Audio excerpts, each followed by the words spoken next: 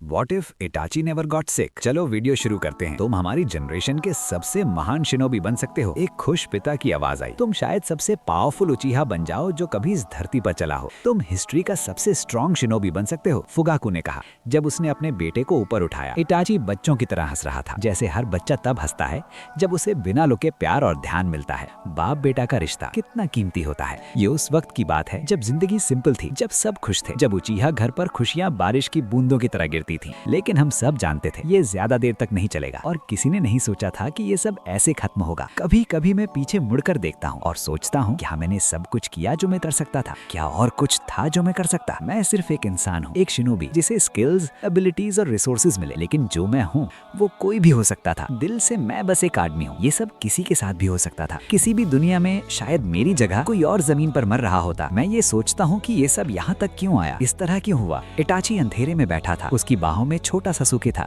जो जिंदगी के बेसिक कामों के लिए भी संघर्ष कर रहा था। आंखों से आंसू बहते हुए इटाची ससुके से गुहार लगाता है, लड्डू प्लीज लड्डू, मैंने सब कुछ इसके लिए कुर्बान नहीं किया। वो चिल्लाता है, मैंने सबसे मुश्किल रास्ता चुना और अब तुम्हें भी लड़ना पड़ेगा। सुन रहे हो ससुके, तुम्हें लड़ना ही पड़ेगा। जंगल बिल्कुल शांत सा, गहरा हरा रंग, हर तरफ अंधेरा। सिर्फ पेड़ों के ऊपर से रोशनी की धारियां नीचे आ रही थी। पक्षियों की आवाज, पानी के बहने की धुन और उसके साथ ढोल जैसी आवाज, युद्ध के ढोल, दिल के धड़कने के ढोल। एक शैडो तेज स्पीड से गुजरी, फिर दो और। रुककर एक आदमी ने पीछे देखा। तुम्हें हमारे साथ वापस चलना होगा मुकाई, इटाची ने कहा, हाथ में अपना टांटो पकड़े हुए। मुकाई ने गहरी सांस ली और पेड़ों की तरफ देखा। उसने आधा रैम हैंड साइन बनाया, जैसे जुत्सु एक्टिवेट कर रहा हो, लेकिन कुछ नहीं हुआ। उसका चक्र थोड़ी देर के लिए फ्लेयर हुआ, फिर शांत हो गया। मुझे अपने बेटे को समझाने का तरीका ढूंढना पड़ेगा, उसने कहा। वो अपना चक्र वापस खींच चुका था जो उसने शैडो क्लोन के लिए यूज किया था, ताकि अपने बीमार बेटे के साथ वक्त बिता सके। इटाची के साथ शिसुई खड़ा था। मुकाई थोड़ा स्ट्रेच करता है, फाइट के लिए रेडी होते हुए। डांजो शिमोना के सीधे ऑर्डर्स पर इटाची और शिशुई मुकाई का पीछा कर रहे थे। डांजो का कहना था कि मुकाई ने गांव के सीक्रेट्स हिडन मिस्ट को बेच दिए थे। इटाची के लिए ये सच मानना मुश्किल था। मुकाई हमेशा एक ऑनरेबल शिनोबी रहा था, मजबूत, गर्वीला।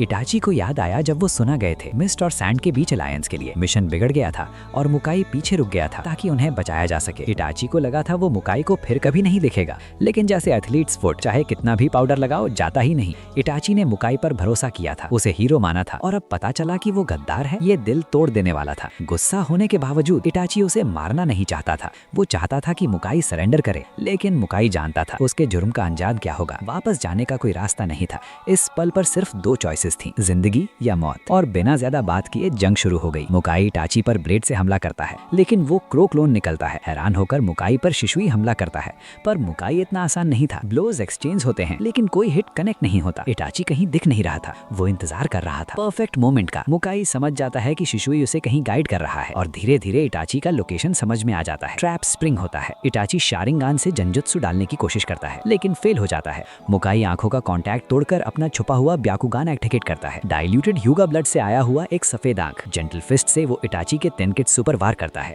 और जैसे ही वो फेटल ब्लो देने जाता है, उसे अपने 11 साल के बेटे का चेहरा दिख जाता है। वो रुक जाता है। इसी पल शिशुई अटैक करता है, लेकिन मुकाई ब्लाइंड स्पॉट से भी देख लेता है। शिशुई को गले से पकड़ लेता है। मुकाई का मन दो हिस्सों में बट जाता है। बच्चे सोल्जर, ये कभी सही नहीं था। इटाची धीरे धीरे आगे बढ़ता है। Sharingan active. मुकाई बोलता है, ट्राई मत करो, तुम्हारा जंजुत्सु मेरे ब्याकुगान को ओवरपावर नहीं कर सकता। सच में? शिशुई बोलता है, और तब मुकाई की नजर मंगे क्यों शारिंगान पर पड़ती है। जंजुत्सु उसे तोड़ देता है। इंटेरोगेशन से बचने के लिए मुकाई अपनी तलवार उठाता है और खुद के पेट में घुसा देता है। इटाची और शिशुई दोनों शॉक्ड। क्यों? इटाची पूछता है। क्योंकि मैं इंटेरोगेशन सर्वाइव नहीं कर सकता। मैं गद्दार हूँ, मैंने कोनोहा को बेच दिया। इटाची पूछता है, लेकिन क्यों? तुमने हमें बिट्रे क्यों किया? मुकाई इटाची की तरफ देखता है और बोलता है, कभी कभी जिंदगी तुम्हें ऐसे फैसले लेने पर मजबूर कर देती है जो तुम कभी लेना ही नहीं चाहते। मेरा बेटा बीमार है, उसके पास सिर्फ एक ही उम्मीद है, एक रेयर और महंगा ट्रीटमेंट, और मेरी सैलरी से मैं उसे अफोर्ड नहीं कर सकता। मेरे पास कोई और चॉइस नहीं थी। मिस्ट ने अच्छा पैसा दिया उन सीक्रेट्स के लिए, और मैंने वो पैसा अपने बेटे के लिए यूज किया। फिर मुकाई ने दोनों की तरफ देखा, इटाची और शिशुई, और एक शिनोबी की तरह बोला, भगवान, परिवार, देश, जब ये तीनों एक दूसरे से टकराते हैं तो तुम क्या चुनते हो? तुम किस चीज को बाकी सबसे ऊपर रखोगे, या फिर तुम किस चीज को चुनने पर मजबूर हो जाओगे? मेरे केस में मुकाई ने कहा, मुझे देश और परिवार के बीच चुनना पड़ा। मेरा देश मेरी मदद नहीं कर रहा था। कुछ लोग शायद अलग कहेंगे, लेकिन मेरे लिए अपने बेटे को धीरे धीरे मरते देखना इस बात से ज्यादा दर्दनाक था कि मेरा देश मुझे नफरत करे। शिशुई ने कड़क आवाज में पूछा, और उन लोगों का क्या जो तुम्हारी वजह से मरेंगे? तुम जानते हो ना, जब दुश्मन को इन्फॉर्मेशन दी जाती है तो वो उसे हमें बर्बाद करने के लिए यूज करता है, इसीलिए उन्हें दुश्मन कहा जाता है। तुम्हारा डिसीजन कितने माँ बाप से उनके बेटे छीन सकता है, फिर भी तुम्हारा लॉजिक अभी भी सही लगता है? मुकाई ने अपनी जेब में में हाथ डाला, एक सिगरेट निकाली, उसे मुंह तक ले जाने की कोशिश करी, लेकिन उसके हाथ कांप रहे थे। मैंने कभी क्लेम नहीं किया कि मेरा लॉजिक सही है, उसने कहा। वो लाइटर जलाने की कोशिश करता है, लेकिन मोटर फंक्शंस फेल हो रहे थे। इताची आगे बढ़ता है, लाइटर उठाता है और मुकाई के चेहरे के पास लाकर सिगरेट जला देता है। मुकाई गहरी सांस लेता है, स्मोक अंदर खींचता है, शिशुई की तरफ देखकर पूछता है, तुम्हारी उस आंख का नाम क्या था? शिशुई कोई जवाब नहीं देता, सवाल हवा में लटक जाता है। फिर मुकाई बोलता है, अगर तुम्हें दो फर्ज के बीच चुनना पड़े और कोई भी चॉइस सही ना हो और तुम सब कुछ खो चुके हो, तो तुम क्या चुनोगे? और उसके साथ ही मुकाई चल बसा। इताची वही बैठा रहा। सिगरेट धीरे धीरे उसके होठों से फिसलकर जमीन पर गिर गई। इताची और शिशुई ने ये बात फैला दी कि मुकाई अकेला काम करता था, उसका परिवार बिना उसके ही काफी सफर करेगा। कोनोहा के गवर्नमेंट का बोझ उन पर डालना और ज्यादा जुल्म होता। मुकाई ने अपने गुनाहों की कीमत चुका दी थी, अब आगे बढ़ने का वक्त था। लेकिन इताची भूल नहीं पाया। उसने मुकाई के परिवार पर नजर रखी जब तक वो बीमारी आखिरकार मुकाई के बेटे को ले नहीं गई। दो मौत ने उस परिवार को तोड़ दिया। मुकाई के बिना वो लोग समुद्र में फंसी हुई कश्ती जैसे हो गए, ना कोई किनारा ना कोई डायरेक्शन। और जब बेटे की भी मौत हो गई तो लगने लगा जैसे परिवार कहने लायक कुछ बचा ही नहीं। वो एक दूसरे से चिपके रहे, लेकिन वो एक अंधेरी सुरंग में थे। अगर रोशनी थी भी तो वो उन्हें दिखी नहीं। उन्होंने निकलने की उम्मीद कब की छोड़ दी थी, और यही इस कहानी की सबसे बड़ी ट्रेजेडी थी। घर लौटते वक्त इताची सब कुछ सोच रहा था। उसके पास एक जिंदगी थी जिसे वो जी सकता था, और इस बात के लिए वो खुद को ब्लेस्ड महसूस करता था। लेकिन मुकाई को ही नाटक के शब्द उसका पीछा छोड़ने को तैयार नहीं थे। अगले 2 सालों में दुनिया बदलती रही और इताची खुद को अपने पिता के साथ एक ऐसे कॉन्फ्लिक्ट में पाता है जो वो कभी नहीं चाहता था। वो दिन गए जब फुकाकू उसे कंधों पर बिठाता था, घुमाता था, प्यार के तूफान में उड़ा देता था। अब तुम आदमी हो, उसे कहा गया। अगर तुम मेरे खिलाफ खड़े हो सकते हो तो तुम इन बचकाने चीजों के लिए बहुत बड़े हो। फुकाकू ने बिल्कुल साफ कह दिया। गांव उचीहा के खिलाफ हो रहा था और उचीहा गांव के खिलाफ। और धीरे धीरे जैसे मुकाई का श्राप हो, इताची भी उसी जगह खड़ा था। फर्ज चुनो। उसकी सिर्फ एक तसल्ली थी, उसका छोटा भाई सास्के। जहां उसे पिता से वो कंफर्ट नहीं मिलता था, वहीं वो सास्के पर सब कुछ लुटा देता था। सास्के एकेडमी में था, शिनोबी बनने की कोशिश में। इताची कभी नहीं चाहता था कि सास्के उस जैसा बने, लेकिन वो जानता था उसे रोका नहीं जा सकता। सास्के हमेशा पुश करता था, लड़ता था, वो चीजें सह जाता था जिनसे दूसरे बच्चे टूट जाते, सिर्फ ये प्रूफ करने के लिए कि वो कमजोर नहीं है। वो जानता भी नहीं था कि वो कितना स्ट्रांग बन रहा है। सास्के इताची का सबसे कीमती इंसान था, जिसके लिए वो सब कुछ कर सकता था। ट्रेनिंग के साथ साथ वो खेलते भी थे। फॉरेस्ट में टैग खेलते हुए सास्के हंसी में भाग रहा था, इताची पीछे था। थोड़ी देर बाद सास्के थकने लगा, इताची ने उसे पकड़ लिया। टैग, अब तो मिठो। इताची भागने लगा, लेकिन सास्के पीछे नहीं आया। इताची रुक गया, मुड़कर देखा। सास्के पेड़ के साथ टिककर खड़ा था, सांस तेज चल रही थी। सास्के इताची पास आया। सास्के ने हाथ में खांसा। अस्थमा, फिर से इनहेलर निकालो। सास्के जेब में हाथ डालता है, हाथ कांप रहा था। इनहेलर गिर गया। इताची झुककर उठाता है और सास्के को देता है। सास्के फिर खांसा, हाथ देखा, खून। इताची, खून। इताची ने हाथ देखा, पैनिक नहीं किया, कहीं कट तो नहीं लगा, कोई जख्म नहीं। सास्के दूसरे हाथ में खांसा, वो भी लाल हो गया। उस पल इताची फ्रीज हो गया। सास्के घुटनों पर गिर गया और पेड़ से लगकर बैठ गया। सास्के, इताची चिल्लाया। इताची, कुछ ठीक नहीं लग रहा, मैं मदद लाता हूँ, शांत रहो। सास्के को पीठ पर उठाकर वो घर की तरफ भागा। माँ, पापा। घर में घुसते ही चिल्लाया। मीको तो सबसे पहले आई। सास्के ठीक है? मुझे नहीं पता, कुछ गलत है। सास्के को जमीन पर लिटाया गया। वो कांप रहा था, डर और कमजोरी दोनों से। तब फुकाकू अंदर आया। क्या हुआ? हम टैग खेल रहे थे, अचानक वो रुक गया और खून खांसने लगा। मीकोतो ने सास्के के हाथ देखे, खून। उसका रिएक्शन तुरंत पैनिक का था, लेकिन शिनोबी ट्रेनिंग ने कंट्रोल संभाल लिया। उसे डॉक्टर की जरूरत है। मीकोतो ने फुकाकू की तरफ देखते हुए कहा, उठाओ इसे, क्लैन के किसी डॉक्टर के पास ले चलते हैं। सास्के को उठाकर वो उसे अपने परिवार के ट्रस्टेड डॉक्टर के पास ले गए। एग्जामिनेशन के बाद डॉक्टर ने जो बताया वो दिल तोड़ देने वाला था। उसने कहा कि ये बीमारी शिनोबी दुनिया में काफी कॉमन है, लेकिन ये होती क्या है, कैसे होती है और कैसे ठीक होती है, ये किसी को नहीं पता।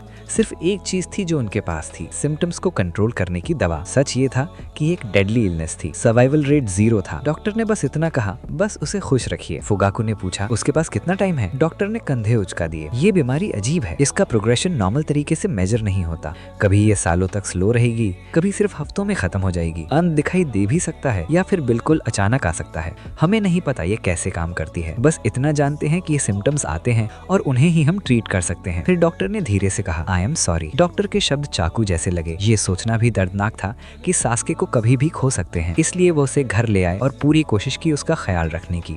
डॉक्टर ने जैसे कहा था, बीमारी का प्रोग्रेशन बिल्कुल अजीब था। कभी सास के फुल एनर्जी में होता, बेड से उठकर भागता, खेलता, बिल्कुल पागल बच्चे जैसे, और अगले ही दिन वो बेड पर पड़ा होता, हिल भी नहीं पाता। ये देखना सबसे ज्यादा दुख देने वाली चीज थी और सबसे ज्यादा परेशान इताची था। शायद उसे कोनोहा जनरल ले जाना चाहिए, इताची ने कहा। हो सकता है वहाँ कुछ और कर पाए। फुगाको ने सीधा जवाब दिया, कोनोहा क्या करेगा, देखेगा और वही बात बोलेगा जो ये डॉक्टर बोल रहे हैं। ये एक अननोन इलनेस है। हमारे डॉक्टर्स ने जहाँ सीखा, कोनोहा के डॉक्टर्स ने भी वहीं सीखा, कोई फर्क नहीं पड़ेगा।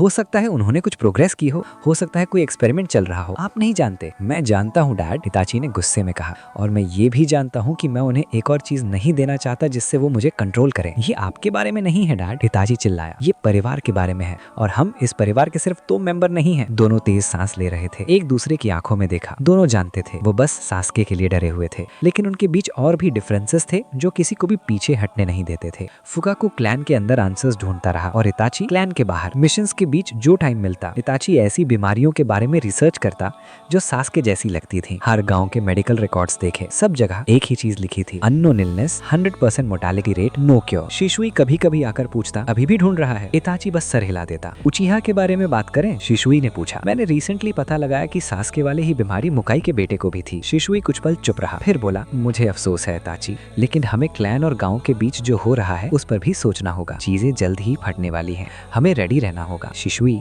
मैं कुछ इंपॉर्टेंट कर रहा हूँ, वर्ल्ड सिक्योरिटी से भी ज्यादा इंपॉर्टेंट। इताची जवाब नहीं दे पाया। शिशुई ने सांस छोड़ी, फिर मुझे ही करना पड़ेगा। इताची फिर से रिसर्च में लग गया, रात भर काम किया, लेकिन फिर भी कुछ नहीं मिला। उसका दिमाग जैसे 2 हाथों के बीच दब रहा हो, जैसे कोई उसे तोड़ने वाला हो। फ्रस्ट्रेशन हद से ज्यादा बढ़ गई। मैं गिव अप करता हूँ, उसने कहा, कोई क्योर नहीं है, ये होपलेस है। तब पीछे से एक आवाज आई, क्या तुम सच में इतने श्योर हो? इताची पलटा, कौन है? अंधेरों से जैसे साया बना हो डांजो शिमुरा आगे आया। तुम इतनी जल्दी हार मान रहे हो? इताची थका हुआ था, चेयर पर वापस बैठ गया। मैं हार नहीं रहा हूँ, मैं ढूंढ रहा हूँ। डांजो ने सांस ली, अगर तुम गलत जगह ढूंढ रहे हो तो टाइम वेस्ट ही होगा, समझाओ, इताची ने कहा। डांजो बोला, जिस क्योर को तुम ढूंढ रहे हो वो एग्जिस्ट करता है, लेकिन तुम्हें वो किसी डेटाबेस में नहीं मिलेगा। ये एक सीक्रेट है जो सिर्फ कुछ लोग जानते हैं और तुम उनमें से एक हो। इताची को यकीन नहीं हुआ। और तुम मुझे बताने को तैयार हो? डांजो बोला, हो सकता है, लेकिन हर चीज की कीमत होती है। क्या चाहिए? इताची ने पूछा। डांजो ने 2 उंगलियां उठाई। पहला, शिशुई उचिहा का मैनगेक्यू शारिंगान मुझे लाकर दो और उसकी जान ले लो। इताची का दिल बैठ गया। शिशुई भाई जैसा था। क्यों? इताची ने पूछा। वो साग की ताकत बहुत ज्यादा डेंजरस है, डांजो बोला। वो कभी भी गांव के खिलाफ जा सकता है। शिशुई ऐसा नहीं करेगा, इताची बोला। डांजो ने ठंडी आवाज में कहा, मुकाई भी नहीं करता है ना? फिर डांजो ने दूसरी कंडीशन रखी, उचिहा क्लान का खात्मा, सबको मार दो। इताची को लगा जैसे पेट में मुक्का पड़ा हो। ये नहीं हो सकता, वो चिल्लाया। डांजो शांत रहा। उचिहा अपराइजिंग रोकनी ही होगी। शिशुई का जुत्सु टेम्परेरी फिक्स है, सिर्फ एक वर्ड काफी होगा उसे तोड़ने के लिए। अगर उचिहा उठे, कोनोहा कमजोर हो जाएगा और तुम जानते हो फिर नेक्स्ट वर्ल्ड वॉर शुरू हो जाएगी। बीमारी को फैलने से पहले काटना होगा। डांजो इताची के पास आया। तुम करो या ना करो, ये होने वाला है, लेकिन अगर तुम ये काम कर दो तुम जिंदा रहोगे और तुम्हारे भाई को क्योर मिलेगा। चॉइस तुम्हारी है। डांजो सायों में घुल गया। रात को इताची घर आया। सब सो रहे थे। बेड पर लेटा सोचता रहा, शिशुई, क्लैन, दुनिया। क्लॉक ने 3 AM दिखाया। नींद नहीं आ रही थी। तब दूर से खांसी की आवाज आई। इताची उठकर बंद दरवाजे के पास गया और सुनने लगा। बेड के पास आते हुए इताची घुटनों पर बैठ गया और सास्के के चेहरे से बाल हटा दिए। ठीक है तू? इताची ने पूछा। सास्के ने धीरे से सर हिला दिया। बस कफिंग फिट था, ब्लीडिंग नहीं हुई ना? सास्के ने अपना हैंडकरचीफ दिखाया जो वो हमेशा ऐसे मोमेंट्स के लिए रखता था। उस पर थोड़ा सा खून था, लेकिन ज्यादा नहीं। इताची देख सकता था कि सास्के का पूरा टॉर्सो बार बार कस रहा था, जैसे वो खांसी को रोकने की कोशिश कर रहा हो। गला दर्द कर रहा है और चेस्ट भी। जितना ज्यादा खांसता हूँ उतना ज्यादा खून आता है। सोचता हूँ अगर खांसी रोक दूं तो शायद ब्लीडिंग और पेन भी रुक जाए। बस रोकना मुश्किल है। इताची ने सर हिलाया। तू बहुत स्ट्रांग है, पता है ना? सास्के ने धीरे से हाँ में सर हिलाया। मुझे बीमारी नहीं चाहिए थी, मैं एकेडमी वापस जाना चाहता हूँ। इताची चुप रहा। मुझे पता है, उसने धीरे से कहा। सास्के की गाल से एक आंसू फिसल गया। मैं मरना नहीं चाहता। इताची का दिल टूट गया। उस रात का बाकी हिस्सा इताची ने सास्के के साथ ही बिताया, उसे कंपनी देते हुए अपनी सांस को रिदम में रखकर उसे सुलाने की कोशिश करता रहा। अगली सुबह इताची ने शिशुई को मैसेज भेजा, कुछ अर्जेंट आ गया है, यूजुअल स्पॉट पर मिलना पड़ेगा। शिशुई परेशान हो गया। ऐसी क्या बात हो सकती थी जो इमरजेंसी मीटिंग मांगे? अपना सामान उठाकर वो नाका रिवर की तरफ गया। वहाँ इताची एक स्टंप पर बैठा था, बिखरा हुआ, थका हुआ और पूरी तरह से टूटा हुआ। तू ठीक है? शिशुई ने पूछा। इटाची ने सर हिला दिया। नहीं, मैं ठीक नहीं हूँ। सास्के? शिशुई ने तुरंत पूछा। वो ठीक है ना? इटाची ने पल भर के लिए उसकी तरफ देखा। आंखों के नीचे आंसुओं के निशान साफ दिख रहे थे। फिर उसने नजर नदी पर डाल दी। मुकाए के शब्द जो उस दिन उसने कहे थे वो मुझे हमेशा याद रहे। पहले मुझे समझ ही नहीं आया कि उसने वो सब क्यों किया, पर अब मुझे समझ आ गया है। उसकी मजबूरी, वो डेस्परेशन, जब कोई रास्ता ना हो और दुश्मन ही आखिरी ऑप्शन लगे। एनिमी? शिशुई ने पूछा। इटाची तो क्या कह रहा है? इटाची खड़ा हो गया। रूट के पास रिसोर्सेज हैं, बहुत ज्यादा, ऐसी इन्फॉर्मेशन जो किसी और के पास नहीं। मैं मना नहीं कर पाया, मैं कर ही नहीं सकता था। ये ऐसा ऑफर था जिसे ठुकराने का मौका ही नहीं मिला। तू मुझसे ये एक्सपेक्ट मत कर कि मैं ना बोल देता। शिशुई चुप हो गया। डांजो ने क्या मांगा? इटाची ने धीरे से कहा। 3 चीजें, तेरी आंख, तेरी जान और हमारे क्लैन का खात्मा। शिशुई ने गहरी सांस ली और तू मान गया। इटाची कुछ पल चुप रहा। मुझे माफ कर दे शिशुई। नहीं, मुझे माफ करना चाहिए। अचानक शिशुई ने अपना तांतो निकाला और पीछे से आए इटाची के ब्लेड को ब्लॉक कर दिया। जिस शिशुई से वो बात कर रहा था वो एक क्लोन निकला। क्लोन ने इटाची पर हमला किया, लेकिन शिशुई ने उसे स्टर्नम पर किक मारी। हड्डी टूटने की आवाज के साथ क्लोन गायब हो गया। इटाची पीछे कूदा और ग्रेट फायरबॉल जुत्सु किया। शिशुई ने भी वही जुत्सु का जवाब दिया। फिर शिशुई ने अपना मैनगेक्यू शारिंगान एक्टिवेट किया। पीछे हटकर शिशुई बोला, मुझे माफ कर दे इटाची। किस बात के लिए? इटाची चिल्लाया। तुमने कुछ गलत नहीं किया। मैं माफी मांग रहा हूँ इस बात के लिए कि दुख और पागलपन तुझे यहाँ ले आए। मैं तुझे भाई मानता था,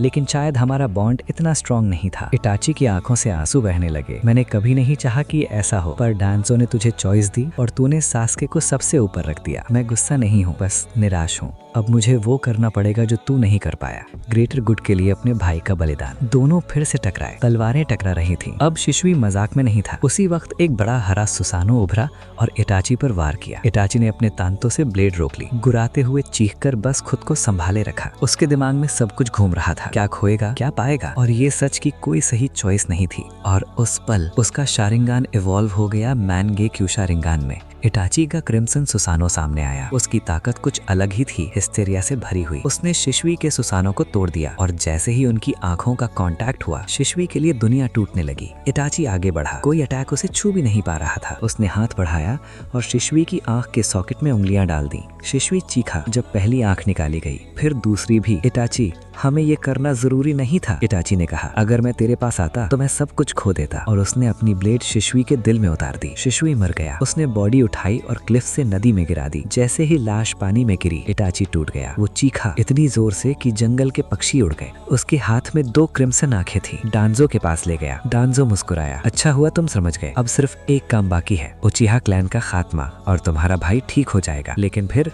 रूट के निंजा इटाची को मारने आए। तब उसे समझ आ गया, डांजो ने झूठ बोला था, कोई क्योर नहीं था।